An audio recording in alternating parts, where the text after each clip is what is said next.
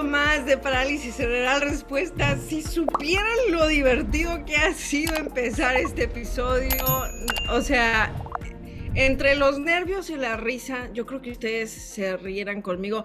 Hacia el final del año lo que voy a hacer es un reel de bloopers, porque vaya que hay bloopers con muchísimos doctores y con muchos de mis invitados. Y ciertamente, antes de que entráramos al aire, nos pasó varias cosas a mí y a mi invitado. Pero bueno, vamos a empezar el episodio. La verdad que estoy muy ilusionada y muy emocionada que haya aceptado.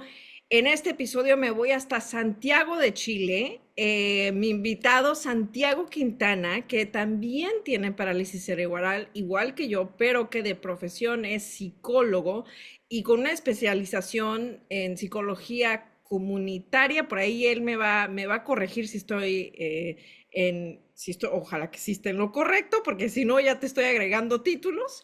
Pero bueno, muchísimas gracias, Santi, que bueno, yo ya le digo Santi porque ya somos amigos.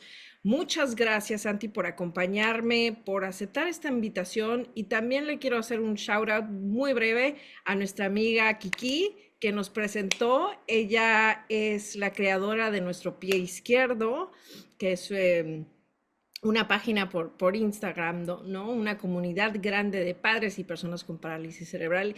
Y a Santi lo conocí a través de un en vivo que hicimos recientemente junto con Nina Izquierdo y bueno, Kiki.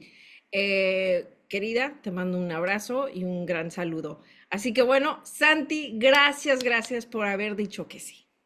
Muchas gracias, tía Azucena. Hola, hola a todos desde Chile. La verdad es que no puedo estar más contento. Finalmente, después de tanto ensayo y error, efectivamente tuvimos algunos problemas técnicos con la diferencia horaria, nos costó coordinar, pero muy, muy feliz de haberme podido sumar a esta conversación. Espero que podamos hablar de los tantos temas que tenemos aquí sobre la mesa. Quizá se Sí, extienda un poquito la conversación porque hay mucha emoción, se van a sí. compartir muchos datos desde Chile también, como yo estoy viviendo un proceso de encontrar trabajo como persona con Ujú, discapacidad, ujú. hartos temas que también puedo yo aportar desde mi disciplina, así que muy feliz de haberme sumado a este espacio y ser uno de los más ilustres invitados de este espacio del podcast de Azucena, así que muchas gracias. Claro, por supuesto que sí. Yo siempre digo que somos doctores con especialización por nuestras propias experiencias, ¿no? Por nuestras experiencias Sí. de vida, porque nosotros vivimos la discapacidad desde la primer persona, ¿no? De nuestra vida. Somos hermanos de diagnóstico, querido, y cuéntame, vamos a empezar desde el inicio. Quiero que te vayas hacia atrás. Obviamente, muchas personas ya te conocen, ya saben quién es Santiago Quintana, pero hay otras tantas alrededor del mundo y que escuchan este podcast que no saben quién eres, y quiero que te introduzcas, quiero que nos digas dónde creciste, qué tan grande es tu familia, cuál exactamente es tu diagnóstico, cómo fue tu niñez en Chile. Así que bueno, ahora sí que te la paso. Me la pasas. Oye, es un desafío, ¿ah? Presentarse, pero súper bonito hacer también el recuento. Yo, bueno, tengo 25 años, Ujú. ¿ya? Soy el menor de una familia de 8 hermanos Wow. y una familia grande, la verdad, súper unida. Que a propósito también aprovecho de mandarles un saludo ahí a toda mi familia que me esté escuchando. Creo que ha sido un pilar fundamental en lo que es también hoy día mi empuje también para la vida con discapacidad, que he tenido mucha suerte, podemos ir conversando sobre varias cosas que van a ir saliendo, pero a ver, mi diagnóstico es una parálisis cerebral, ¿ya? Una diplegia espástica. Básicamente, esto se traduce en que hay un aumento excesivo del tono muscular, es decir, de la rigidez de los músculos, ¿ya? Y por lo tanto, las tareas cotidianas como la movilidad, las caminatas, la parte kinesiológica, todo se ve interferida por esta rigidez y por lo tanto hay un retroceso, hay una mejoría, pero se retrocede porque todo se camufla bajo este aumento del tono. En mi caso, yo he tenido varias cirugías, ya he tenido la suerte también ahí de poder operarme fuera de Chile, en Estados Unidos, ahí con el doctor Novacek en el Gillette Children's Hospital en Minnesota, en Filadelfia. He pasado por varios, digamos, estados. Por lo tanto, también conozco muy bien ahí donde está hoy día también Azucena, en Estados Unidos. Podemos ahí hablar también un poco de las diferencias que existen a Ya, nivel país, que es sobre la discapacidad, que es gigantesco, pero ya, he tenido varias cirugías que me han mejorado la calidad de vida, siempre asociadas a las cirugías de hueso, digamos, y muscular también, pero la última que me hicieron, el 2017, fue la risotomía dorsal selectiva, ¿ya? En donde me quitaron este aumento excesivo del tono muscular, por lo tanto ahora la espasticidad no está en exceso en mi cuerpo. Entendiendo que, así explicándolo súper crudamente, todos tenemos algo de espasticidad en el cuerpo. Todos tenemos el tono muscular que nos permite mantenernos erguidos, mantenernos sentados, etcétera. Pero cuando hay un exceso, eso ya influye en la sensación de la calidad de vida de la persona y se vuelve un malestar. Entonces, ahora, por supuesto que estoy, digamos, eh, de la mejor manera posible, con la mejor calidad de vida. Obviamente que no puedo correr, pero ahí es donde uno dice, ¿no? O sea, yo estoy bien donde estoy, felicito mucho a Usain Bolt, a todos los deportistas, sí, pero uno tiene que reconocer también de alguna manera su realidad y por qué no también la suerte que he tenido hasta hoy en el camino del diagnóstico. ya, Me preguntaste también por todo lo que fue mi niñez, ¿no? Yo creo que es difícil, de alguna manera, quizá habría que destinar un podcast completo a hablar de esto, pero fue una niñez distinta, ¿ya? Fue una niñez en donde yo siempre, de alguna manera, me vi súper diferente a los demás. ya, Una niñez en la que además yo, sin haber recibido una educación especial en relación a lo que es también muchas realidades de personas con discapacidad, familias con discapacidad, que se requiere de alguna manera un aprendizaje distinto. No, en mi caso, siempre estuve de alguna manera mezclado ujú, con, vamos a decir, personas pares normales. ujú, Que ojalá, bueno, acá no, va a haber puro audio, el que lo vea por video, normales con comillas, ¿no? Porque ya, también hay un peso súper fuerte en eso. ya, Ahora, siempre me vi distinto y ahí es donde mi familia siempre me influyó para bien, entendiendo que si bien era distinto, tenía una riqueza en esa diferencia. ya, Que eso lo he aprendido, por supuesto, con la historia, con el tiempo, con la historia. ya, Eso, creo que, por supuesto, que cuando niño me dolía mucho el hecho de no poder estar jugando fútbol con mis pares, el de efectivamente siempre tener que moverme hasta casi el comienzo de mi adolescencia, a los 15 años, con un carrito anterior, decirlo, como adentro de un cuadrado, caminando, no tenía ya, independencia, ya. ¿Como un andador? tenía un andador, Ya, claro. Y era súper complejo para mí y me atrevería a decir que para las personas con discapacidad en general, siempre depender del otro es algo muy lindo, digamos, pero que uno tiene que ir como cayendo en la cuenta, ya, entrando en razón de, oye, chuta, efectivamente quizás acá pedir apoyo es algo muy necesario para mí y está bien hacerlo. ya, Eh, Creo que eso uno también, y hasta el día de hoy me cuesta aceptar eso, digamos, en cierta medida. Pero creo que mi niñez estuvo muy marcada por eso, por saberme distinto, pero por saberme como felizmente distinto para algunos casos, para algunos otros no. El hecho de también tener una historia familiar en relación a mi escuela, a mi colegio, fue súper positivo. Pero por eso mismo también el colegio se vio un poco en la obligación de tener que apoyar a mis papás por ya tener a los 7 hermanos ahí adentro. Entonces entramos en la lógica de les estamos haciendo un favor a esta familia, les estamos dando acceso a los derechos de este niño. Eso también es súper interesante de conversar. Y personalmente, y acá termino, esta primera parte, creo que no por nada también hoy día soy psicólogo. Creo que esta quietud que fui desarrollando a propósito de no ser activo físicamente, siempre me moví con este carro. Hoy día camino con muletas, con bastones, ya, soy autónomo, Vivo solo, de hecho, hace poco estoy viviendo solo en un departamento en el centro de Santiago, pero en el fondo, cuando niño, siempre en la quietud me maravilló mucho el poder observar a las personas. Mm, Y siempre me preguntaba el por qué yo sería distinto a ellos o qué estarían pensando ellos, etcétera. Y fui desarrollando esa sensibilidad que yo creo que me fue llevando de a poco hacia un lado más humanista, no necesariamente directamente a la psicología, pero yo creo que por ahí fue un poco encauzándose y hoy día, como verán, también me gusta mucho hablar, también pido disculpas de antemano por si nos alargamos, como dije antes, pero es algo súper rico para mí poder reflexionar también. Este ejercicio que estoy haciendo ahora contigo, Azucena, o sea, es una maravilla poder como volver a revivir todas estas cosas. claro, no, y no te preocupes que este es tu espacio y es precisamente por esto decidí crear este podcast para no solamente escuchar el lado clínico de los médicos, ¿no? Y esto, pero también escuchar las historias de vida de personas, de papás con hijos con parálisis cerebral, en tu caso, pues tú que lo vives, ¿no?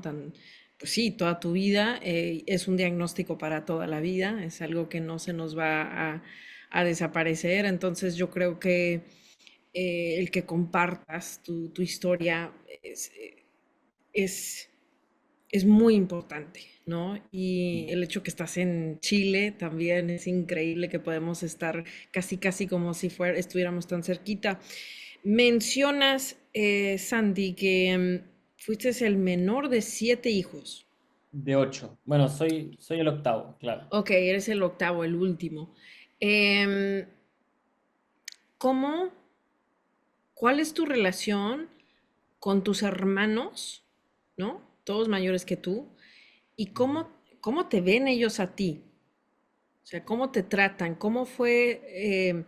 Porque en mi caso, por ejemplo, digo, nada más somos yo y mi hermano Alejandro. Mi hermano ahora pues ya vive en Finlandia. En mi casa tengo otros medios hermanos, pero solamente crecí con Alex.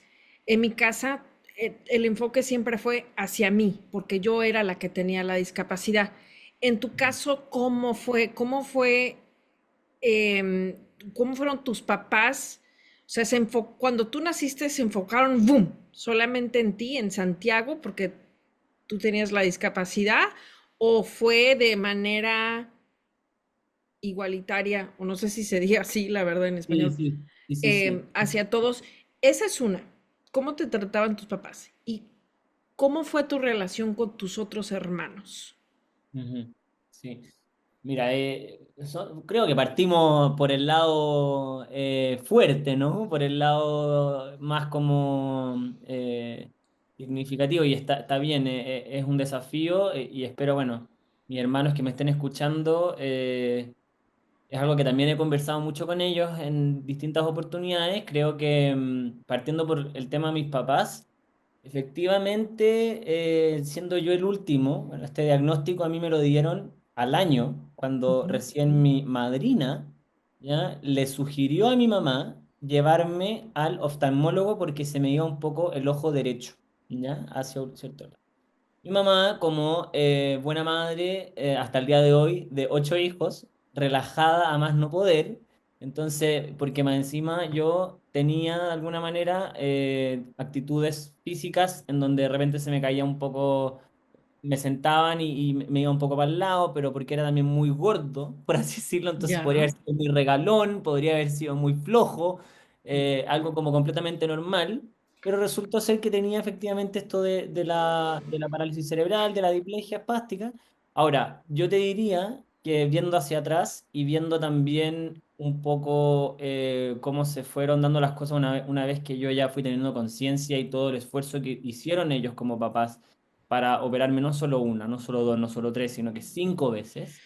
Efectivamente, esta dinámica sí se, digamos, dirigió un poco a mí, ¿ya?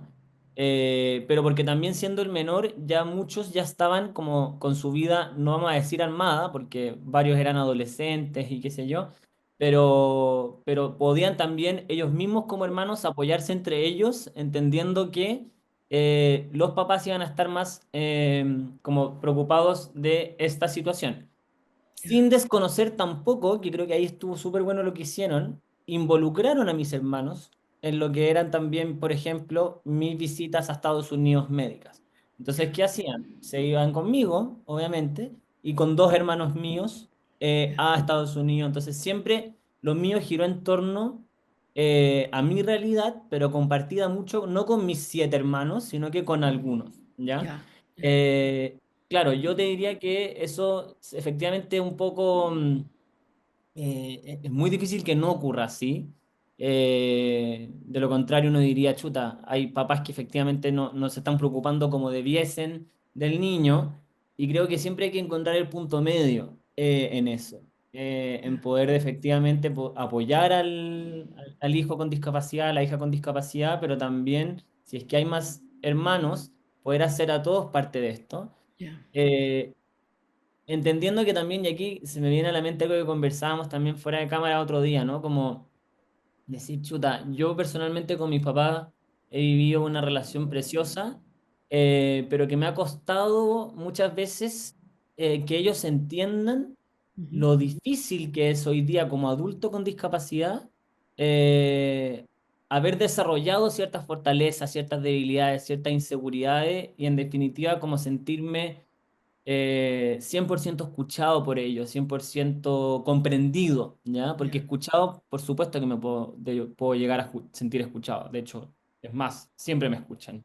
Pero la comprensión siempre es difícil, para todo orden de cosas, ¿no? Porque no todo ya, el mundo anda comprendiendo la vida personal de uno. Pero creo que ahí, si yo tuviese que de alguna manera ver hacia atrás y decir qué hubiese hecho mejor, ujú, como hijo y posiblemente también como papá, para los que nos estén escuchando, a propósito de lo que conversábamos contigo, Azucena, es poder efectivamente no solamente apoyar al hijo con discapacidad, como lo hicieron mis papás, sino que también apoyarse en el hijo o la hija con discapacidad, como papá, como cuidador. ¿Qué quiero decir con esto? También como papá mostrar o mamá mostrar inseguridades respecto o penas, alegrías, en el fondo transparentar mucho para ambos lados qué es lo que ya, ocurre.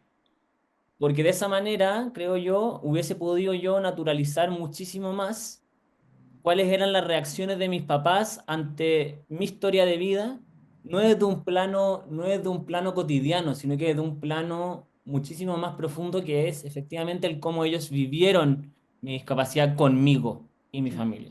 ya. No sé si me explico. No, sí, sí, o sea, te hubiera gustado tal vez que tus papás, a ver si, y a ver si lo estoy entendiendo bien yo también, em, de alguna manera hubieran mostrado más vulnerabilidad, hubieran sido más abiertos en sus emociones, o tal vez hubieran hablado abiertamente contigo, ya sea como de niño o de adolescente, sobre lo que estaban sintiendo, las incertidumbres o los miedos o lo que fuera, ¿no? O el sentimiento que fuera. Yo te puedo decir que en mi caso, mi mamá siempre fue muy fuerte, siempre fue la que tenía así todo en orden y las citas y todo, y nunca realmente creo que nos sentamos a hablar sobre, mami, ¿cómo estás viviendo tú mi discapacidad? O sea, Justamente. yo sé que fue muy difícil y más ella que fue mamá soltera. O sea, sé que fue muy difícil, pero como mujer, nunca supe, ¿no? Ah, Efectivamente. Sí, perdona, te interrumpí. no, Justamente yo quería... adelante. porque en mi familia ocurre algo similar, ¿no? Mi papá y mi mamá, súper fuertes hasta el día de hoy, siempre, siempre presente. De hecho, también yo siempre se daba esta realidad en mi situación, que yo opinaba y opino y opinaré hasta el día que me muera sobre lo que quiero hacer, sobre lo que me van y lo que no me van a hacer clínicamente. Siempre yo fui alguien súper informado y interesado en poder aportar con mi feedback, ¿no es cierto?, en el ambiente más clínico, incluso como con mis mismos papás, Ya, como las cosas prácticas.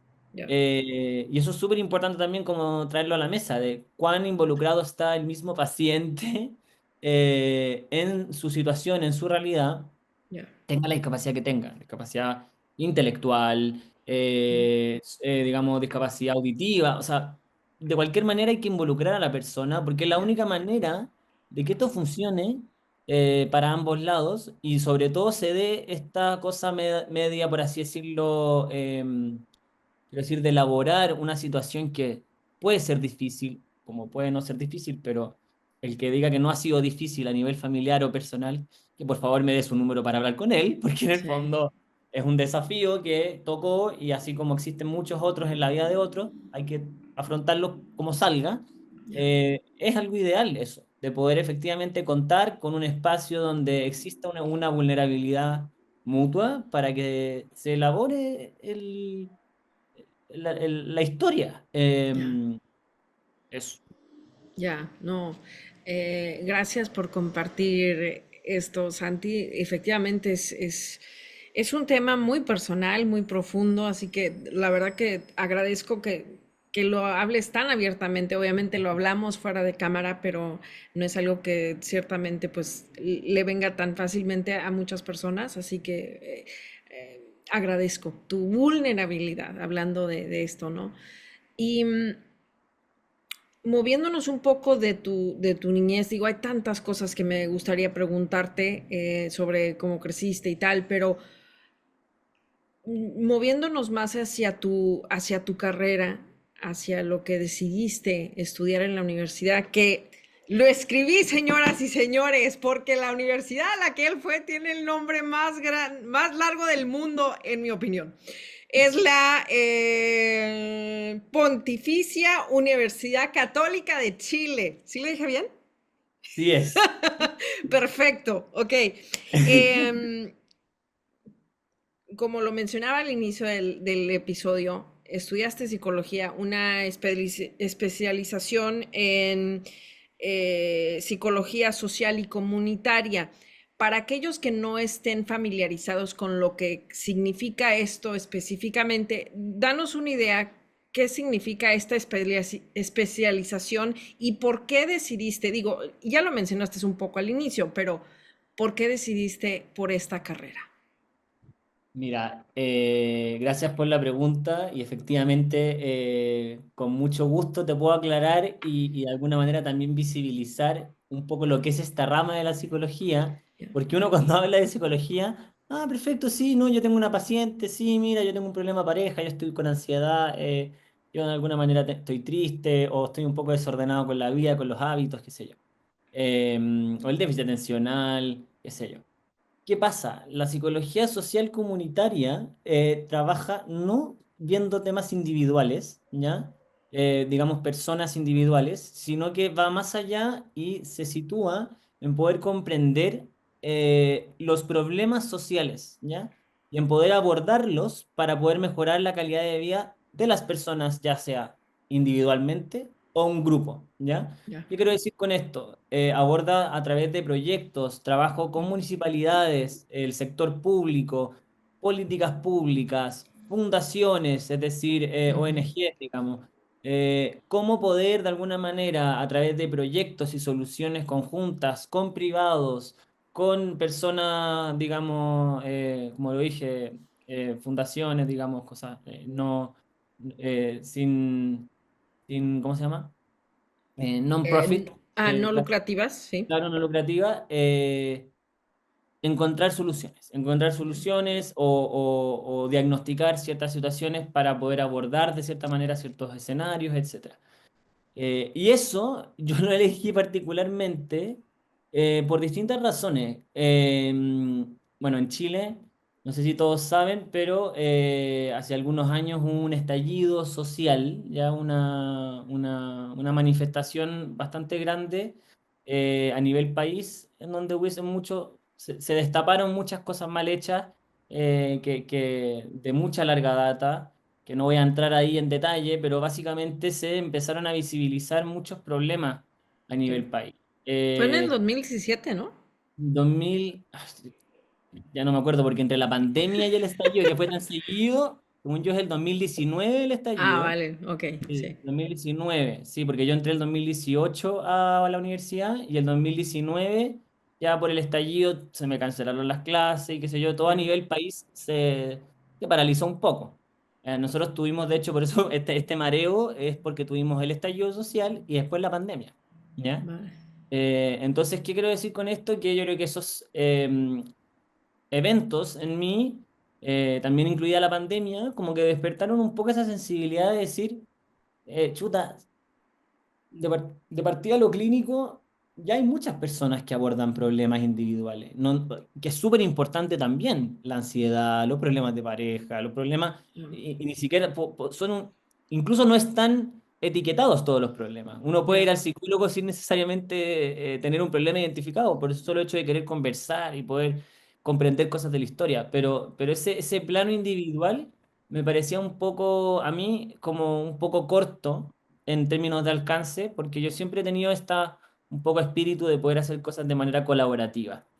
Y eso me demostró un poco este estallido social del 2019 y el poder también siempre como encontrar soluciones conjuntas. Estuve involucrado en proyectos durante pandemia, sin saber que venía la pandemia, ¿no es cierto? Entonces tuvimos que adaptar todo el proyecto a la pandemia. Siempre como que se me fue mostrando un poco esos escenarios de trabajo en equipo y me gustó muchísimo. Pero sin dejar de lado también, y eso es algo que logré conectar muy ya después de todos estos eventos aislados sociales, mi ujú, discapacidad, ¿no? Porque esa sensibilidad, esa quietud, esa reflexión, eso de querer efectivamente encontrar soluciones incluso también a temas de la discapacidad como la accesibilidad universal, que es algo que incluso yo también he podido dejar en evidencia en muchas como artículos en el diario, cartas, digamos, que uno publica como ciudadano promedio, ujú, sobre ciertas injusticias o cosas, digamos, mal hechas en mi país. Es decir, oye, aquí hay algo que hacer respecto a la discapacidad. Hay una comprensión social sobre lo que es la discapacidad, sobre lo que son las minorías, sobre lo que son las personas invisibilizadas, que falta mucho por hacer. Y la psicología, con esa sensibilidad de poder abordar, ¿no es cierto? No solamente a la persona, porque uno dice, ¿por qué no estudiaste sociología? O sea, yo me encontraba con con sociólogos de mi año de egreso, ya, y era como una pelea así como de mirada, era como, tú me quitaste mi trabajo, el sociólogo. No, porque no es lo mismo que la sociología. La psicología va más hacia la persona, hacia mejorar el bienestar, mejorar la calidad de vida a propósito ya, de las soluciones como más macro, ¿ya? ujú, Y como te decía, otro de los motores muy importantes hoy día es poder también como desde la psicología comunitaria hacer cosas por la inclusión. ya, Ahí, bueno, tú me irás preguntando, pero mucha diferenciación existe en lo que hoy día se entiende por inclusión e integración, que es un ya, tema que incluso como mis estudios en la psicología social me fueron un poco demostrando. Hay cosas que se creen que son inclusivas, cuando en realidad no lo son. ya, Entonces, desde esa vereda yo hoy día me posiciono como psicólogo social comunitario. Es decir, hay que todavía demostrar muchas cosas. No ya, solamente escuchar, no solamente sentarnos y conversar, sino que hacer muchas cosas. ya. Hay que hacerlas. Y Sí, creo que claro. ese motor de la psicología comunitaria me permite hacer más cosas que del lado clínico o incluso empresarial, ¿no es cierto? Que se conoce de la psicología comúnmente.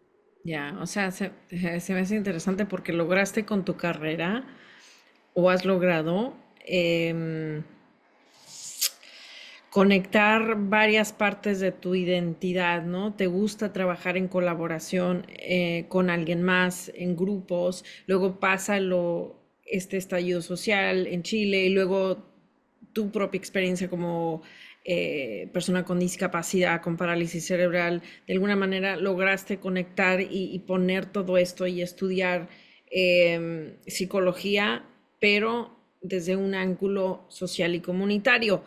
Y hablando sobre, y aquí vamos aquí voy a pedir tus dos opiniones, que igual es solamente una, pero hay varios modelos de discapacidad, ¿no? Pero en particular me interesa saber tu perspectiva dos en particular, que son el modelo social de la discapacidad y el modelo biomédico. Para ti hay que son los más comunes, por así decirlo. El biomédico sería, igual, no sé, me estoy equivocando como lo entiendo yo, ¿no? Pero Dale nomás, dale. es el diagnóstico clínico que te dan los doctores y la parálisis cerebral y lo que se tiene que hacer y todo lo clínico.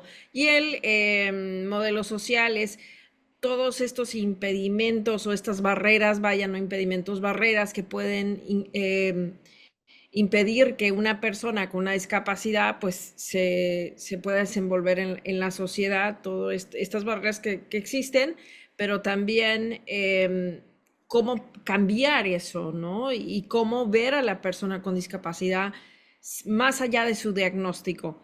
Este, igual aquí somos completamente distintos en nuestras opiniones, pero ¿cómo ves tú estos dos modelos Sí, de ver la discapacidad, tanto el social como el biomédico? mira, es una buena pregunta. De hecho, aclaración, ¿no? Que existe el modelo biomédico, el modelo social, como también muchísimos otros más que han ido surgiendo, pero justamente surgen desde estos dos, ¿ya? Estos son los canales oficiales de donde se concibe la discapacidad. Existe el modelo biopsicosocial, que es una mezcla en ese sentido de lo de lo biomédico con lo social. Tú lo dijiste muy bien, ¿no? El modelo biomédico es el diagnóstico de la persona, el diagnóstico médico de la persona, pero se entiende en el fondo a evidenciar que son estos modelos los que también no solamente etiquetan a una persona, sino que también etiquetan a la persona y buscan rehabilitarla, ¿ya? Buscan de alguna manera decir, esta persona le falta una pierna, entonces para que sea persona, tiene que tener pierna, ¿ya? Así es fácil y así de crudo también, ¿ya? Entonces, modelo biomédico, para que la persona sea persona, tiene que tener la pierna. Para que la persona no sea discapacitada y sea capacitada, tiene que tener la pierna. El modelo social ya va más allá y va en respuesta también a muchas de las cosas que se fueron levantando como justamente banderas rojas respecto a lo reduccionista que podía ser este modelo biomédico, entendiendo que el entorno es el que finalmente discapacita a la persona, ¿ya? Entonces, aquí también el juego de hoy está en los que están escuchando, los que están viendo este episodio preguntarnos, ¿no? ¿Dónde yo veo prácticas biomédicas? Porque yo no tengo que ser neurólogo o del profesional de la salud para ver y preguntarme qué diagnósticos o las aproximaciones que yo tengo hacia la discapacidad son biomédicas o son sociales o no, digamos. ¿Por qué? Porque cuando uno habla con una persona, cuando yo hablo con Azucena García y yo digo, Azucena García tiene tantos atributos, es una persona profesional, tiene estos intereses, eh, vive en tal lugar, escucha este tipo de música, etcétera, y además es persona con discapacidad, es dónde estamos poniendo el foco. Es interesante ver eso, porque ocurre hasta el día de hoy, ¿no? El modelo biomédico sigue presente y la noticia más triste es que muchas políticas eh, aún tienen este enfoque rehabilitador, ¿ya? Ya, Muchas políticas públicas, muchos programas sociales, no voy a decir la mayoría, no voy a decir todos ellos, pero hay un error de conceptualización respecto a cómo entender a la persona discapacitada, a la persona con discapacidad, que por supuesto que es mucho más que un diagnóstico. ya, El modelo social, también tú lo dijiste muy bien, recae un poco la responsabilidad en el entorno, pero también, como todo en la vida, ¿no? Tiene todos sus peros, porque hay que reconocer también, y esto es súper a título personal, si yo me basara solo en un modelo social, si yo me basara solo en un modelo médico, tengo que reconocer también que hay una realidad biológica, ¿no es cierto? O sea, yo por más de alguna manera empoderado que esté y psicólogo comunitario que sea, tampoco puedo desconocer limitaciones físicas. Sin embargo, es donde, como dije, ponemos el foco, Ujú. porque es súper importante ver que con esas realidades biológicas, por así decirlo, médicas, es el entorno quien debe adecuarse al 100% a nuestra realidad y a la de todos sus ciudadanos, Ya. las personas, las mujeres embarazadas, las personas mayores, los niños, los ciclistas, o sea, cuál sea la realidad que sea de cada uno de esos, los peatones, Ya. tiene que existir una mezcla entre los dos y no basarnos solo en culpar a la sociedad y culpar a los médicos. Ya. No sé si me explico un poco. Ah, no, claro. Y me surgen dos preguntas para ti, Santi, que igual van por la misma línea, pero al mismo tiempo no. Y las dos son complejas. La primera es, ¿tú crees que que hay una manera en la que estos dos modelos que existen, ¿no? En particular de donde parten todos los demás, Mm. el psicosocial también, y otros tantos más que hay afuera, eh, ¿tú crees que puedan coexistir? ¿Que hay alguna manera en la que podamos combinar las dos para que no sea o una o la otra y que las dos se combinen? Porque, como tú mencionas, es muy importante también reconocer nuestras limitantes físicas, ¿no? Pero no poner el foco en mi parálisis cerebral, ¿no? Como Azucena me gusta la literatura y todo esto. Ah, Em, Hay una manera en las que las dos puedan coexistir, ¿no? Y se puedan cruzar. Y luego la otra, eh, ¿cómo es la realidad de las personas con discapacidad en Chile? ¿Cómo es tu realidad como un hombre con una discapacidad de 25 años con parálisis cerebral en Chile, que actualmente, por ejemplo, está en la búsqueda de empleo? sí. Mira, yo creo que muy a opinión personal, ¿no es cierto? Creo que reconocer que la discapacidad siempre va a ser un tema es lo más importante. No solo como para un poco, o sea, no por el hecho de tener que rendirse ante eso o ante siempre ser minoría, sino que al contrario, como sabiendo desde uno parte, eh, poder conocer lo que existe, yo creo que es súper importante para seguir actuando en esas líneas. Hoy día yo también entiendo, ¿no es cierto? Existe un modelo, a propósito de estos modelos, que uno habla de no etiquetar, de no fijarse en la parte médica. Bueno, justamente hoy día existe un modelo, ¿no es cierto? Además del biopsicosocial que junta todo, que ha ido puliendo más estos temas que son el modelo de derechos humanos, ¿ya? Que de alguna manera comulga con todo lo que está estipulado en la Convención de Derechos para las Personas con Discapacidad de la ONU, que ve a la discapacidad como parte de la diversidad humana, ¿ya? O sea, existen las personas de distintas etnias, de distintos años, de distintos géneros, y existen las Ya, personas con discapacidad. ya. Lo que ahí abre muchísimos temas porque podemos entrar a hablar sobre lo fuerte que es cómo estas cosas interaccionan entre sí. O sea, ser una mujer con discapacidad no es lo mismo que ser un hombre con discapacidad, ¿no? Por todo lo que es, en el fondo, la posición de la mujer en el mundo. Sí. Ser un adulto mayor con discapacidad, mujer, no es lo mismo que ser un adulto mayor, hombre, con discapacidad. Ujú. Eh, en fin, entonces creo que efectivamente se puede hacer mucho respecto a los modelos, pero también, como yo decía al principio, como quizá ver esto mucho más allá de los modelos. Ya. Porque cuando uno habla mucho de teoría, y yo personalmente creo que eso he estado haciendo este último rato en este podcast, el mensaje importante es el siguiente. Los modelos van a existir, la teoría va a existir, el diagnóstico va a existir, la barrera va a existir para tu hijo, para mí como persona adulta. Existe hoy. ¿Qué hago yo? Bueno, de alguna manera me apoyo en mi red de apoyo, en mi familia, en las personas que están conmigo. También de alguna manera construyo lo que voy buscando según reconozco más mis derechos, también súper yeah, importante, y voy entendiendo que todo lo que yo debo vivir es igual de digno que lo que vive la otra persona.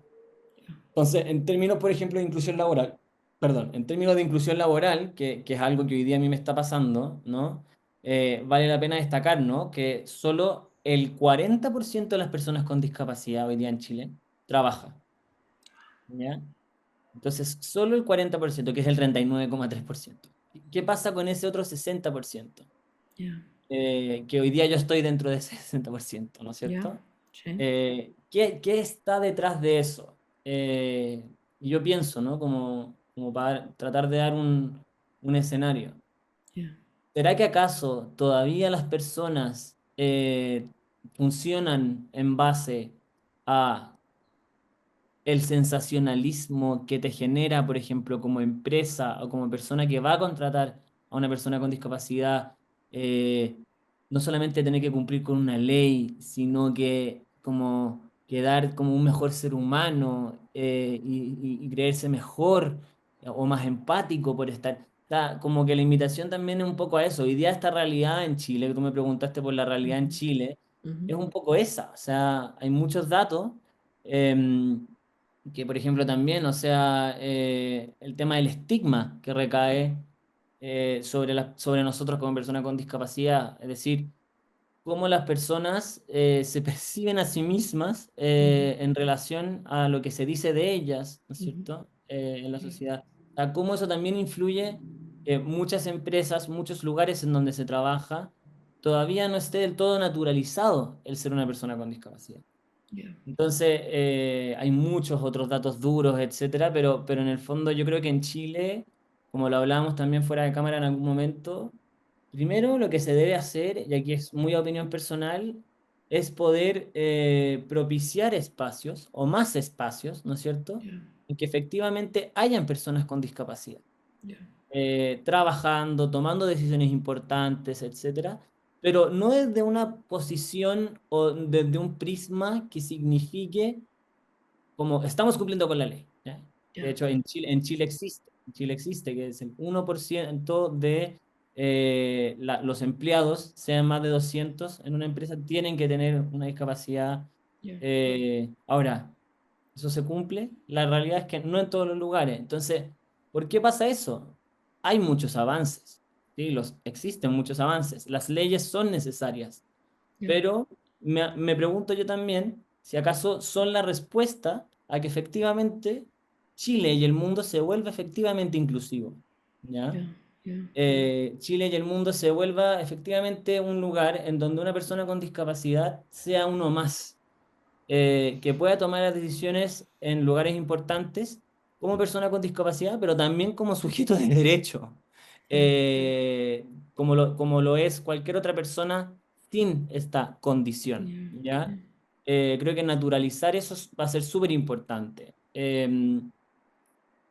Y también, como a nivel de toma de decisiones importante, ¿no es cierto? Ese es el plano, como del poder participar más de cosas en ese sentido a gran escala.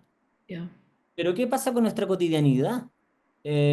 Con la cotidianidad de ir a tomar un café, con la cotidianidad de ir al supermercado y que nos atienda una persona.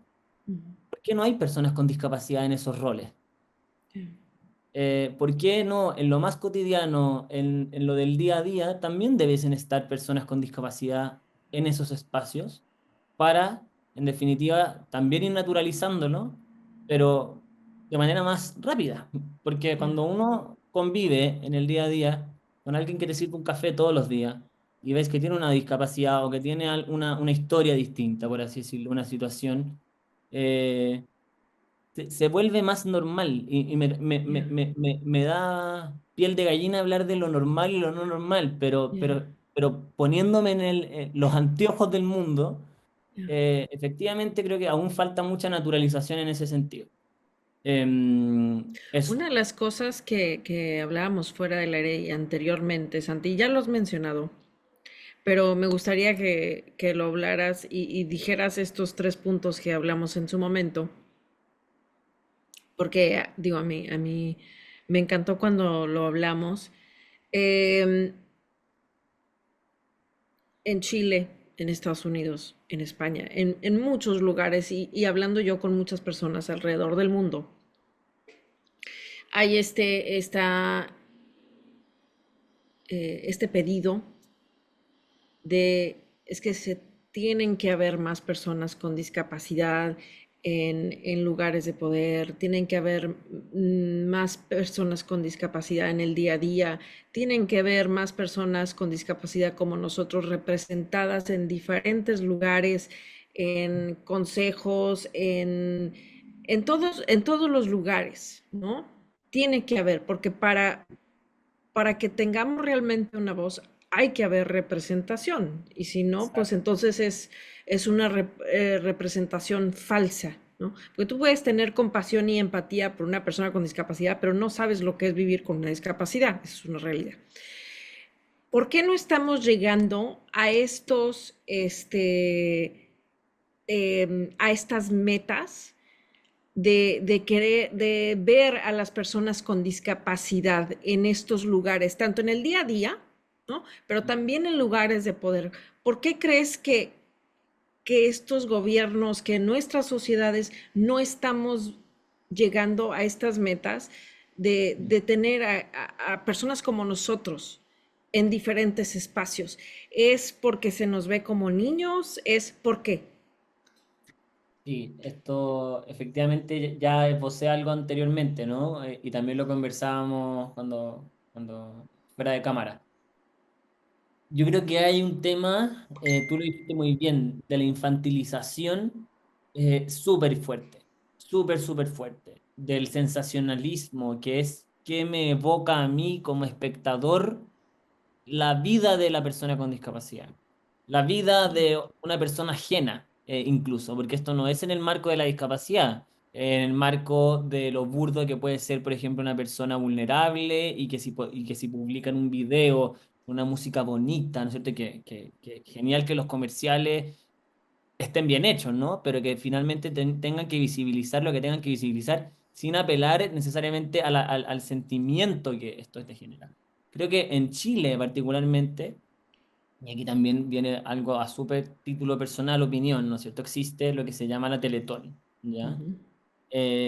La Teletón en Chile es un instituto que es un centro de rehabilitación, es un hospital que está justamente destinado para apoyar a familias y a personas con discapacidad que no tienen acceso a tratamientos, que de alguna manera es todo gratis o a muy bajo costo, ¿ya? Ya, ¿Qué ocurre con esto? La Teletón, que me imagino, bueno, ojalá que alguno de nuestros oyentes también conozca porque existen en distintas partes perdón. existen en distintas partes del mundo, eh, visibiliza a mi juicio, ¿no es cierto?, la discapacidad de una manera muy sensacionalista, Ya, ¿ya? Y además hay un evento que se hace en torno a la recaudación de fondos para poder financiar estos ya, centros. Es sí, súper importante hacerlo, sí. porque si no se financian, si no se hace este espacio para financiar, ¿no es cierto?, todos los centros o la máquina o las temas para las cirugías avanzadas, qué sé yo. Ujú. Genial que la sociedad entera esté colaborando con estas causas, pero ¿de qué manera la Teletón o la discapacidad es visibilizada y sensibilizada Ya, para el espectador? Creo que ya. hoy en día eso está ocurriendo, ¿no? Está ocurriendo en Chile al menos que todavía la persona con discapacidad se ve como un pobrecito. Nos vemos como un pobrecito. Yo me Como un vine a vivir solo. minusválido, ¿no? Qué menos- lástima. Exacto, minusválido, y que además esa palabra a mí ya me dio como goosebumps. Sí, escalofríos. Eh, claro, como soy menos válido, chuta, ¿soy menos válido? Qué Es un... fuerte, ¿no? Qué fuerte la palabra. De hecho, me hiciste, sí, cierto. O sea, cómo estas palabras se nos imponen y cómo el lenguaje tiene tanto que ver en la manera, porque de alguna manera la forma en la que hablamos de los demás o la forma en general en cómo nos expresamos, nos hablas de la forma en la que pensamos. Efectivamente. ¿No? El lenguaje es solamente un reflejo de nuestros pensamientos. Entonces, ya si una persona te está diciendo es que tú eres minusválido, ¿eso qué quiere decir? Ujú, Que exacto. esta persona o la sociedad en general siente que somos menos válidos, ¿no? Las personas con discapacidad, pero perdón que te interrumpí. No, no, no, al contrario. De hecho, bueno, de ahí tengo otra reflexión en relación a eso, ¿no? Desde la psicología y el cómo yo también lo he visto, pero creo que volviendo al tema anterior, está eso de base, está el tema del sensacionalismo, que lleva, ¿no es cierto? Que lleva a la infantilización, que lleva a ver a una persona, sea adulta o no, como un niño o como una persona que va a requerir apoyo, que me evocó cierta sensación, cierto sentimiento, entonces todos son iguales. Cuando en realidad, incluso los de la misma Teletón no son iguales entre sí. ¿Ya? Ya. Entonces creo que eso es súper importante. Y que también hoy en día lo que ocurre, como dije antes en algún momento, se está entendiendo por inclusión algo que no es necesariamente inclusión. ¿Ya? Y algo que yo también te mencioné antes, como integración e inclusión. ¿Son lo mismo? No ¿Cuál es son la lo mismo. cuál es la diferencia para ti? Por favor, Sí. explícanos. Sí. La inclusión es, primero veamos lo que es la integración, y dónde está el problema. La integración es, te tomo como persona con discapacidad, ¿ya? Y te digo, este es el sistema, métete como puedas, ¿ya? Métete como puedas, ¿qué significa? Por ejemplo, yo pongo el ejemplo siempre con los ascensores de metro, ¿ya? Con los ascensores del metro de subterráneo, digamos, de Chile. Eh, Hay un ascensor que está, efectivamente, existe en el metro, ¿ya? Que Ya. esté mala, que esté mal instalada, que diste de mucha distancia para una persona en silla de ruedas, o una persona mayor, o una persona embarazada, es otro punto, pero está. Y ahí está el problema, porque la mente integradora, la mente que busca solamente integrar, que, como dije, es una pena porque prácticas como estas se declaran inclusivas, Ujú. es, no, el ascensor está, entonces somos inclusivos. No, la cuota de inclusión laboral la cumplimos, el 1%, sí, perfecto, entonces sí somos inclusivos. Pero a ver, desmenucemos un poco el tema. El ascensor que está a 600 metros de distancia de la entrada del metro, a diferencia de un peatón, vamos a decir normales, comillas, entiéndase, que baja la escalera y se demora 1 minuto, versus la persona que usa el ascensor y se demora 5, eso no es inclusivo, ¿ya? Eso es integrar a la persona. Es decir, perfecto, me hago cargo de ti, pero de esta manera, porque yo puse el ascensor, no te pregunté qué necesitabas, ¿cierto? Y ahí volvemos muy, muy atrás diciendo cuántas personas con discapacidad están hoy día involucradas en la toma de decisiones y decisiones básicas, no si cambiar la constitución, si, no, decisiones básicas, ¿qué es lo que requiere efectivamente la persona con discapacidad? Que también es un poco la médula de la psicología comunitaria. Yo no voy a hacer ningún proyecto o ninguna política pública sin antes preguntarle a la persona involucrada en el problema cuál cree que es la solución. Ya. ¿Ya? Entonces, claro, el problema de los ascensores es súper ilustrativo. ¿Por qué? Porque un ascensor o una empresa o Metro de Santiago, ¿no es cierto? Como empresa, es inclusivo siempre y cuando el peatón y la persona con discapacidad o el peatón y el usuario del ascensor se demoren exactamente lo mismo Ujú. y tengan las mismas condiciones, no solamente en términos como de infraestructura, sino que en términos de derechos. Ya. De decir, yo accedo a un servicio y no tengo por qué demorarme más que el resto. Al Ya. contrario, Ya. incluso si uno se pone a pensar, oye, sí, es que sabéis que efectivamente uno dice, chuta, es discutible, ¿no? El sensacionalismo, esto de generar cierta cosa, igual sirve porque de alguna manera estáis jugando un poco con la emocionalidad de el que hace este ascensor. Ya. Es una lástima, pero es una realidad. Pero el problema está en que incluso ese juego emocional que se hace con el que hace el proyecto está mal concebido. Ya, porque no se, Eh, no se tendría que acudir no se tendría sí, a la emoción. a la emoción eh, o de alguna manera como vanagloriarse como empresa, decir, no, mira, si nosotros tenemos el ascensor, pero resulta que me demoro muchísimo más que una persona sin discapacidad. no, y aparte, Eh, algo, no sé si tú lo sientes así, pero yo a veces siento, tratando de acceder a servicios, em, siento que como debería de estar agradecida, ¿no? De que hay estos servicios para mí, claro, o sea, que nos están haciendo un un favor, favor. No, ¿no? eso. Porque están y ya con tan solo tenerlos, ya, ok, hey, ya tenemos el ascensor. Ya si tú te tardas 10 minutos, pues es ahí muy tu problema, ¿no? Pero está. Exacto, Y lo que tienes que estar es agradecida o agradecido de que existe, porque podría no existir, así que da las gracias. Y entonces efectivamente. muchas veces, y lo he platicado con muchos de mis amigos con discapacidad de diferentes tipos, nos hacen sentir como que, y en los políticos y en la política pública en general, como que si nos estuvieran haciendo un favor, porque Mm, somos menos que, exacto. entre comillas, las personas normales, ¿no? Entonces, eso también me pasa, que todo lo que en algún momento podamos llegar a recibir es, no podemos sentir nada más que agradecimiento, Sí, que no nos sí, podemos sí. atrever a hacer lo que estamos haciendo tú y yo, por ejemplo, criticar Exacto. o dar una, más que criticar, es dar una crítica constructiva. Y Por ahora, supuesto.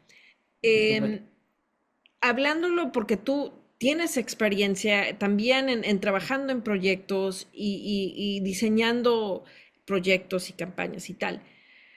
¿Cuál sería para ti una solución para aquellos que nos estén escuchando y digan, a ver, ok, sí, está bien, tienes toda la razón, hay una diferencia entre la inclusión y la integración? A ver, tú, Santiago, danos cuál sería tu solución o por lo menos una idea con la que podamos trabajar para mejorar las cosas.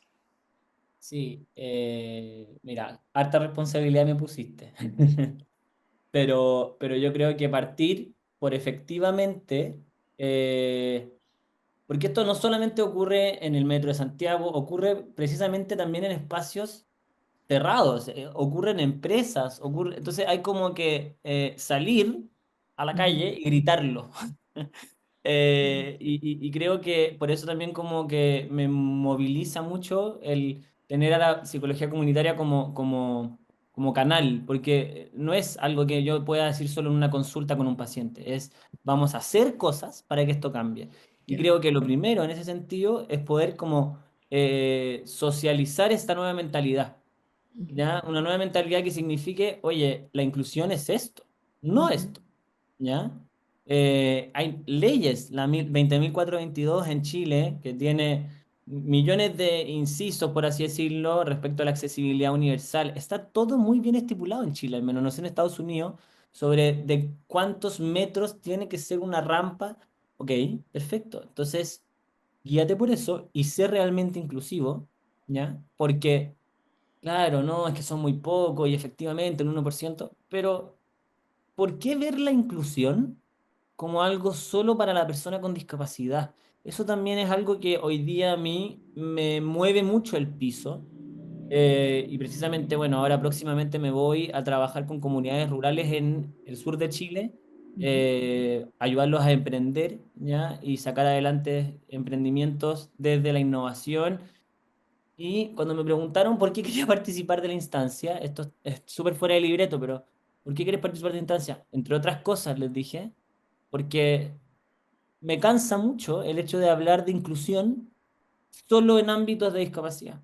ya, Porque igual estoy incluyendo a una persona no asistencialmente, no infantilmente, no desde la sensación. Igual estoy incluyendo socialmente a una persona que requiere más herramientas para poder, con el empoderamiento necesario, sacar un emprendimiento adelante en una comunidad rural de la zona sur de Chile.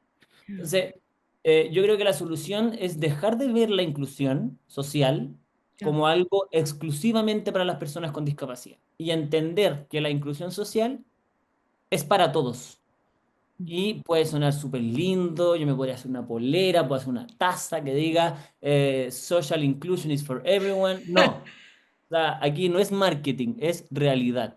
Ya. Em, entonces creo que partir por eso. Y como ya lo hemos venido diciendo, creo que es súper importante como involucrar a las personas que van a estar de alguna manera como utilizando estos nuevos servicios, nuevas adaptaciones, ajustes razonables en las empresas, de las soluciones.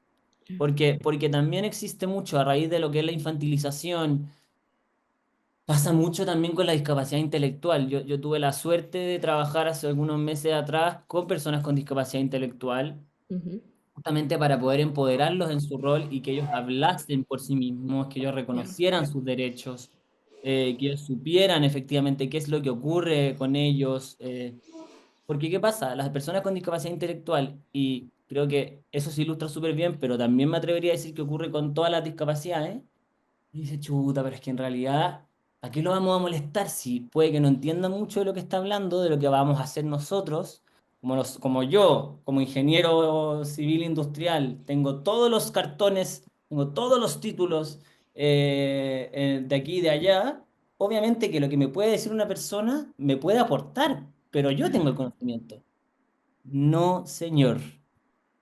Increíble todos tus títulos, increíble todo tu conocimiento, pero a mi juicio, la manera de construir una sociedad y de encontrar soluciones que buscan mejorar la calidad de vida de las personas, de todo tipo de personas, requieren no solo al experto teórico, sino que al experto de vida que va a utilizar ese servicio.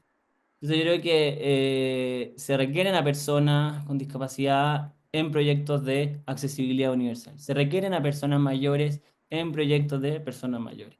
Se requieren a personas que entiendan que la inclusión no es solo personas mayores y personas con discapacidad, también. Entonces creo que son muchos los abordajes que se pueden hacer para solucionar esto.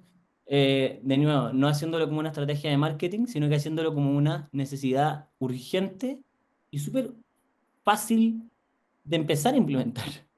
No Claro. por eso menos desafiante. Wow, increíble lo que acabas de decir. Con eso y lo que acabas de decir, que hay que incluir a las personas con la experiencia de vida, no solamente aquellas que tienen los títulos universitarios, ¿no? Las maestrías y las licenciaturas, sino aquellos que son eh, profesionistas vaya, que son conocedores de lo que es vivir con X o Z como condición. Nos vamos a ir a una pausa, pero en esta segunda parte de la entrevista, Santi, vamos a volver un poco a la familia y a lo personal. Eh, si tú fueras, digo, no sé si quieres ser papá en un futuro, ¿no? Pero si tú fueras padre de un niño, una niña con discapacidad, un papá, ¿no? Con chiquitos, vamos a decir que con una discapacidad. ¿Cómo los criarías? ¿Cómo fuera basado en tu propia experiencia, ¿no? ¿Cómo ha informado tu propia experiencia y cómo en el futuro quieres tú criar a tus hijos? Em, no te he preguntado si quieres ser papá. Por favor, dime que sí, porque estoy asumiendo, ¿no? ¿Quieres ser Eh, papá? sí. Ok, perfecto. Entonces la segunda de parte se va a tratar de eso, señoras y señores. Este, sí, quiero saber eh, cómo lo harías tú como papá, ¿no? Pero, Entonces, nos vamos a ir a una pausa y regresamos. Bueno, regresamos de la pausa. ¿No saben las clases de chilenismos que aprendí del lenguaje chileno durante la pausa? Aparentemente hay diferentes tipos de huevón. Qué bueno. Qué bueno. Esto ha estado genial. Lo voy a poner en fin de año en bloopers porque todo quedó grabado.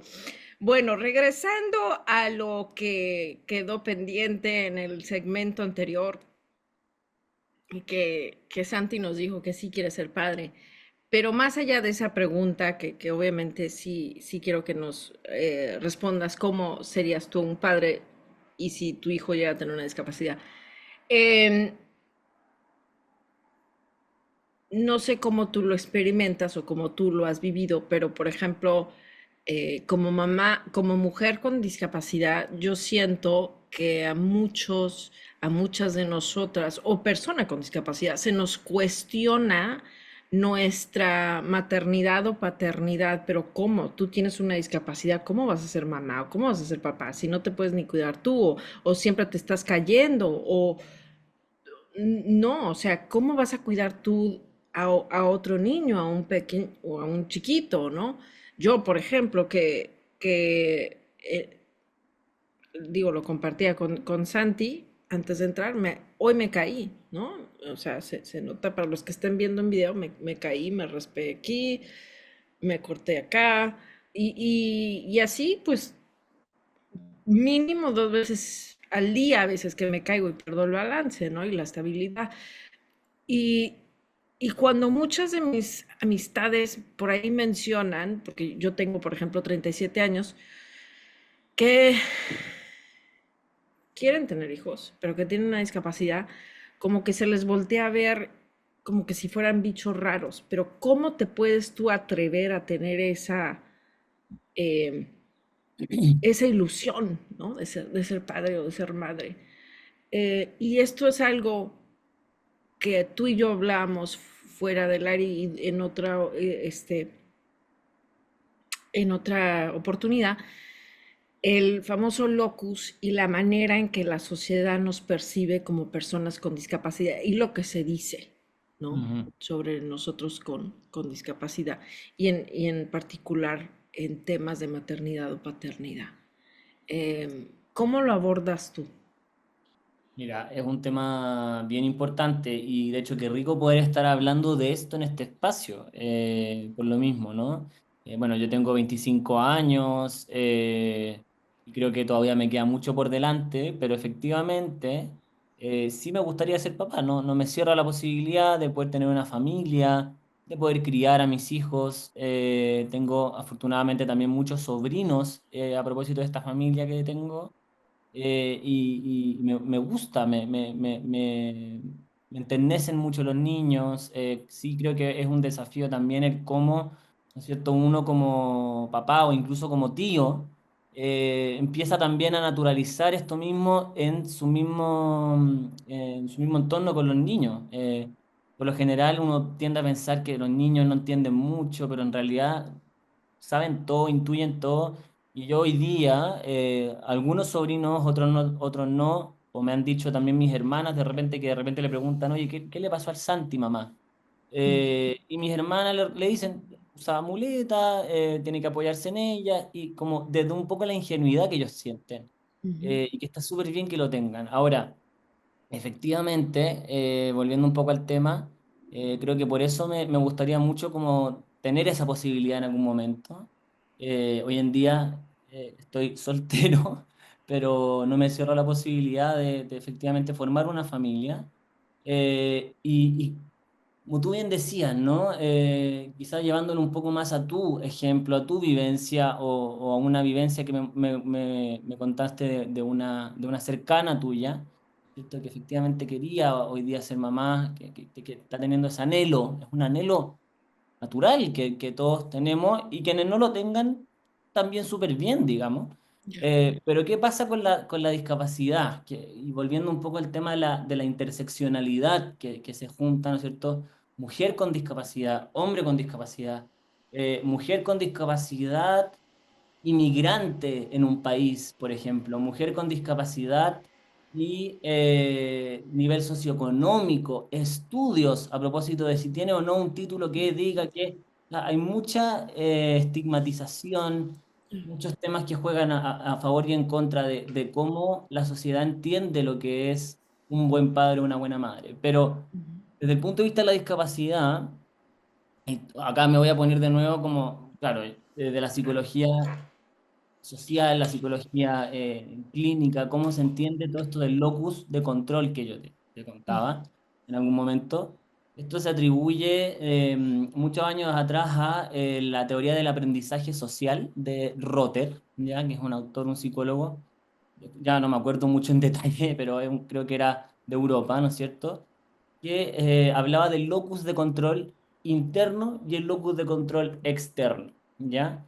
El locus de control interno es cuán capaz me creo yo, ¿ya? De realizar ciertas cosas de manera interna, mi narrativa personal interna, cómo yo de alguna manera la construyo o se me construye para yo poder hacerme cargo de mis cosas. Locus de control externo es cómo las cosas que se dicen sobre mí me construyen, ¿no es cierto? Que se dicen sobre mí en el exterior, me construyen, pero desde el exterior. Y lo entretenido de esto, o lo fino, ¿no es cierto? Lo delicado de esto es que están entrelazados. O sea, lo que se dice de mí en el exterior influye en mi locus de control interno, ¿ya? Y viceversa también. O sea, mi narrativa personal va a influir en cómo yo me desenvuelva en el exterior. ¿Ya? Y eso mismo tiene que ver, y esto se engloba, esto bueno, es otro psicólogo que de hecho murió hace algunos años atrás, hace poquito, es Albert Bandura, que hablaba del concepto de la autoeficacia, ¿ya? Eh, podría significar un poco lo mismo respecto a cuán capaz me creo yo, pero no asociado como a lo interno o lo externo, tiene que ver con la capacidad concreta.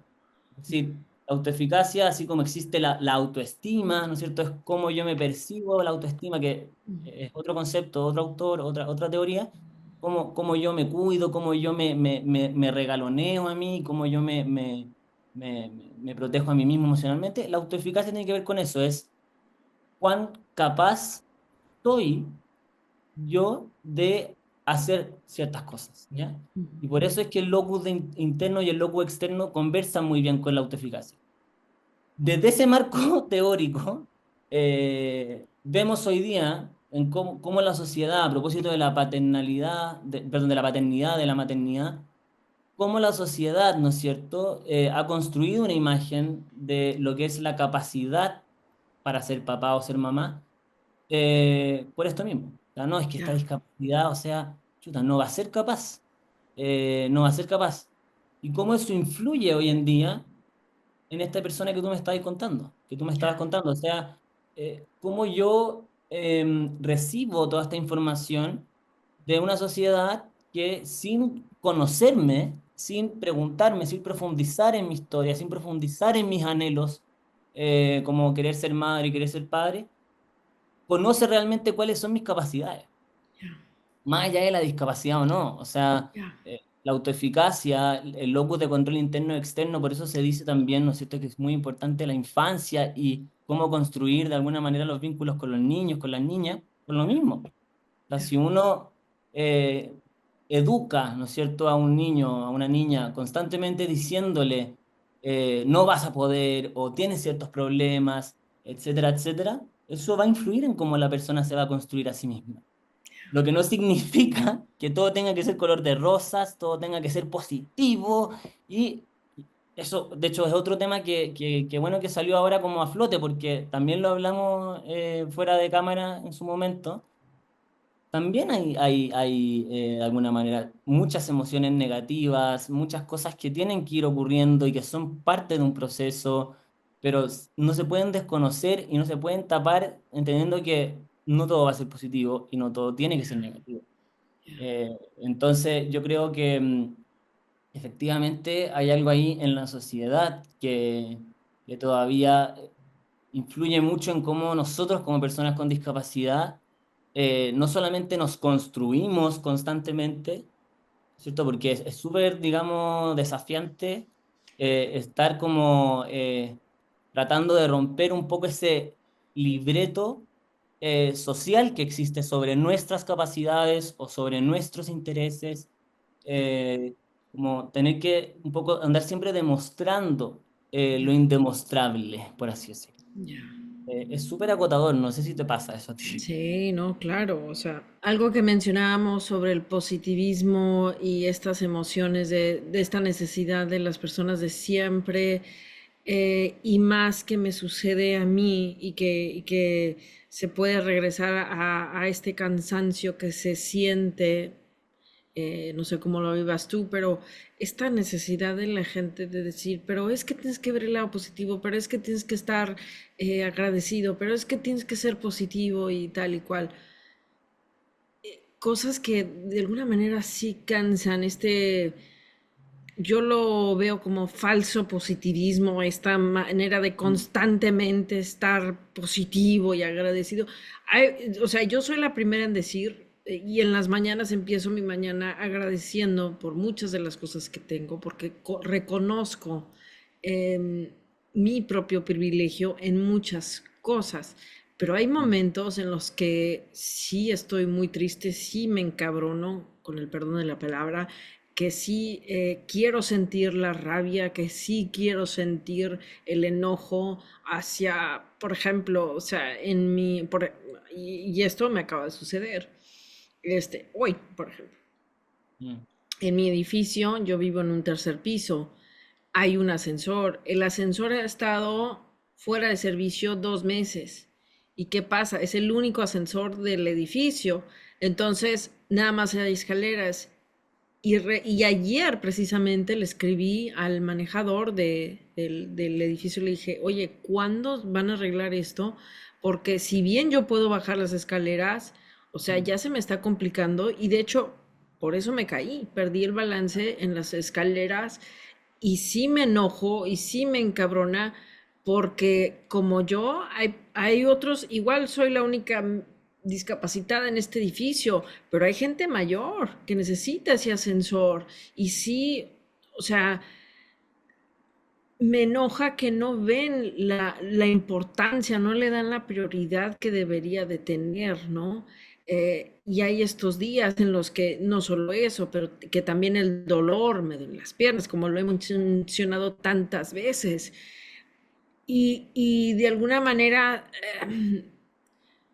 es muy válido decir, o en tu caso, ¿no? ¿Por qué estoy teniendo tanto problema encontrar algo que me guste y donde me sepan valorar por lo que valgo en el ámbito laboral, ¿no? Es que sí es muy frustrante, sí te encabrona otra vez, con el perdón de la palabra, Ah, pero me canso. ¿Cómo lo vives tú? O sea, ¿cómo vives esto de siempre ser positivo? Ojo, para mí es muy diferente ser siempre positivo a ser optimista. Hay que ser optimista, claro, pero mm, no estar siempre pensando que todo está bien y es color de rosa y no pasa nada. O sea, no, claro. también es válido tener enojo, furia, no sé, tantas otras cosas, ¿no? Totalmente, totalmente. De hecho, yo creo que aquí como uno de los últimos puntos quizá, entre paréntesis, si ya han llegado hasta acá en el podcast, Ya, los muchísimas amamos. gracias. Sí, porque bueno, ha estado muy interesante la conversación y precisamente volviendo un poco a lo que conversábamos al principio de cómo yo vivo esto en relación a cómo me traspasaron esto mis papás, ¿no? Porque el yo hacerme cargo hoy día de mi emocionalidad, de mi bienestar, es un desafío enorme, porque si bien no conviví con una constante positividad y sí en mi casa saben como lo complejo que es, o siguiendo un poco tu lógica, lo cabrón, ¿no es cierto? Lo distinto Ujú, que es, lo desafiante de tener una discapacidad, lo saben. Muchas veces como yo me sentía un poco como por mi situación de privilegio, por todo lo que también fui logrando, como sin derecho a poder como sentir lo que realmente quería sentir en un momento, porque lo tenía todo, o porque resulta que efectivamente había otra solución que era dejarlo un poco de lado, como que siempre había una manera de, voy a decir, entre mil comillas, ya, evadir. o desconocer en profundidad la raíz de los problemas. Y esto no es en el orden familiar, sino que es en el orden personal. Y hoy día yo, después, bueno, de harto tiempo, he decidido como también encontrar espacios de terapia justamente para poder ir elaborando estos temas, sin desconocer como lo maravilloso que ha sido mi familia en esa elaboración conjunta conmigo, pero volviendo a esto tan importante que dijimos al principio, como creo que es súper importante para los que estén recién comenzando, y para mí yo creo que el desafío como papá también va a ser ese, eventualmente, si es que se da, como encontrar espacios en donde yo no solo pueda apoyar al hijo, tenga o no tenga una discapacidad, ¿no? Esto también quizás para también familias que no tengan hijos con discapacidad, o sea, no solamente apoyar yo a mi hijo como padre o como madre, sino que yo apoyarme en él, yo poder vulnerabilizarme con él sin entablar una amistad, una relación horizontal y, oye, entonces,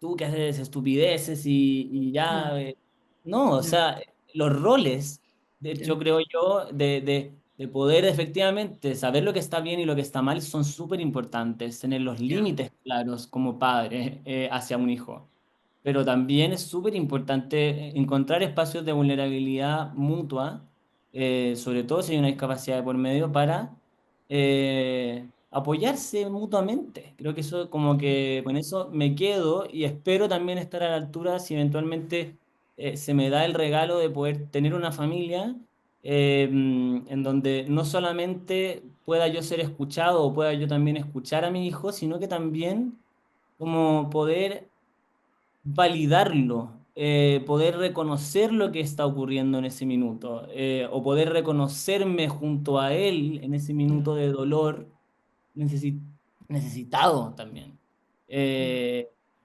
humano, débil, ¿no es cierto? O sea, como hay esta especie de ser este grandioso, de yo haber tenido que superar igual, al igual que tú tantas cosas.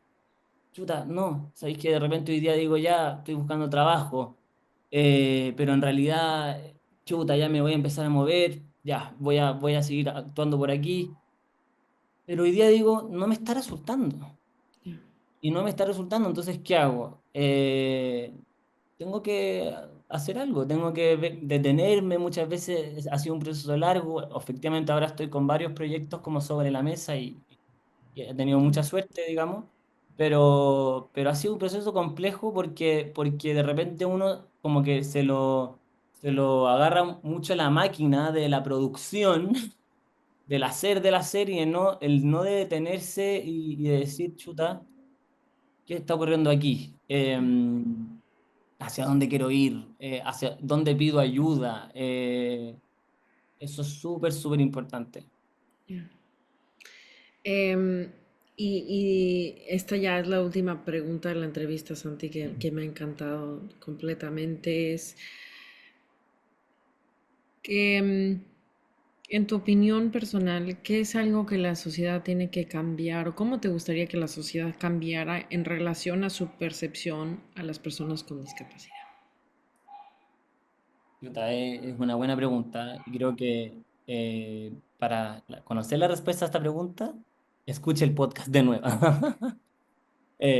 Porque yo creo que lo hemos hablado harto, en varias de las respuestas está un poco esbozada esta respuesta, pero yo creo que me gustaría que la discapacidad fuera entendida como algo distinto, ¿sí? Porque también desconocer la diferencia es igual de, vamos a decir, como violento que asistirla, porque uno dice, chuta, eh, mejor entonces la reconozco, no la reconozco, no, de repente quizá desconocer esa diferencia es también no permitirse esa vulnerabilidad en uno mismo, eh, esa fragilidad. Yo creo que hoy en día para mí, yo creo que la discapacidad me gustaría que fuese eso, un espacio en la sociedad que te reconozca como diferente, pero no por eso menos válido, que también creo que es una palabra que resaltó mucho esta conversación. Efectivamente, la palabra minusválido ya es un concepto que ya no se utiliza, espero yo, en todas las partes del mundo. También hay muchos eufemismos en relación a estas maneras de referirse a las personas con discapacidad. La persona con situación diferente, con capacidades diferentes, en situación de discapacidad. Y uno dice, lo único que hacen esas maneras de referirse a las personas con discapacidad es, desde el eufemismo, apelar a no herir, porque una cosa es el respeto, una cosa es el derecho que tiene la persona a probablemente no querer ser reconocida como una persona con discapacidad, etcétera, pero otra cosa es que desde el eufemismo se sigan instaurando maneras desde el sensacionalismo, desde la infantilización, como que se puede caer muy fácil en eso usando esos Ya, eufemismos. ya, ¿Ya? O sea, yo personalmente creo que hay que reconocernos por lo que somos, tienen que referirse a nosotros por lo que somos, que a mi juicio somos personas con discapacidad, y solo así empezar a, de alguna manera, naturalizar esta convivencia con personas, no solamente en la toma de decisiones importantes, sino que en los cafés, en los supermercados, personas con discapacidad intelectual, personas con discapacidad auditiva, eh, claro. personas con discapacidad física como nosotros que pueden hablar, ¿no es cierto?, 1 hora 40 sobre un podcast de cómo solucionar un poco esta situación de la discapacidad en el Mm, mundo. Y aquí queda esto. Y eso está ya, bien que así sea, pero que existan más espacios de co-construcción conjunta, que existan más espacios de escuchar a las personas que realmente están involucradas en los problemas, como lo es la discapacidad, y de que no solamente se cumplan leyes. Creo que las claro. leyes son importantes, son un avance respecto a todo lo que son las minorías, las diversidades, la discapacidad, etcétera, pero da para pensar y da para otro Claro. capítulo quizá, poder como reflexionar sobre efectivamente si las leyes influyen o no. Yo diría que sí, pero queda mucho todavía por hacer y mi invitación es, y mi invitación propia también, creo que desde hoy, todos los días, buscando también trabajo, es como pudiendo trabajar por la discapacidad, haciendo cosas, creo que se va a poder hacer, lograr muchos cambios. Mm, Y no tiene uno que ser psicólogo comunitario, ni chileno, ni Azucena García, ni Santiago Quintana, sino que solo querer aportar desde lo que uno vive y cómo lo mm, vive. Así claro. que eso. Te agradezco muchísimo la invitación, Azucena. Ha sido muy rico poder conversar. Es súper Sí, emocionante llegar hasta acá, en realidad, con esta ya, conversación. Ha sido muy sí. potente y un regalo poder haberte conocido también a través de mi hermana argentina, Kiki. Sí, nuestra hermana de diagnóstico, algo que dijiste es que se me parece muy importante. Sí, las leyes son muy importantes y sí juegan un rol, pero también una parte muy importante es, tú puedes hacer todas las leyes que tú quieras, pero al final tú no puedes legislar en el corazón y en la percepción de la gente. Y si la gente que tiene la posibilidad de tener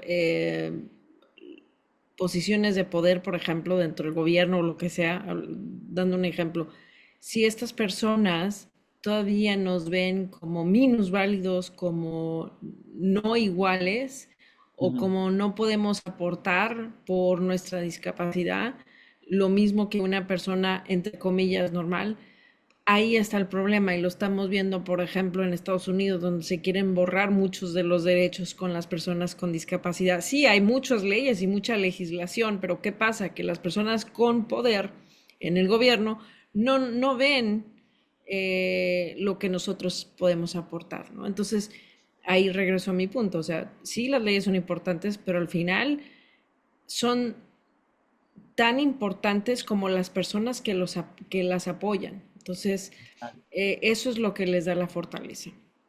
Y ahorita me acabo de acordar de otro de los puntos de que estábamos hablando sobre la maternidad y paternidad y la discapacidad y el hecho de que tal vez a las personas como nosotros con discapacidad se nos ve incapaces de ser papás o cómo nos podemos atrever a tener semejante anhelo.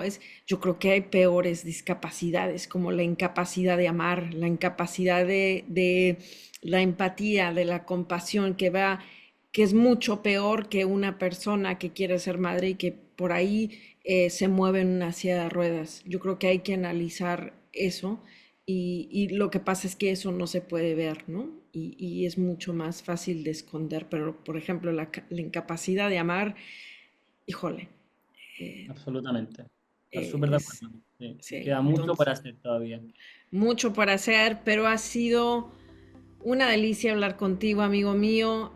Gracias por haber aceptado esta invitación. No sé ni cuánto duró este episodio, pero me encantó cada minuto de él. Las risas, los cortes, los bloopers, que bueno, ya los agregaré al final del año. Gracias, Santiago. Gracias, Santi. Te mando un abrazo grande. Esto es todo por hoy. Gracias por acompañarme en otro episodio más de Parálisis Cerebral Respuestas. Si tienes alguna pregunta sobre la parálisis cerebral en español o inglés, por favor envíala a mi sitio web www.azucenagarcia.com. Gracias.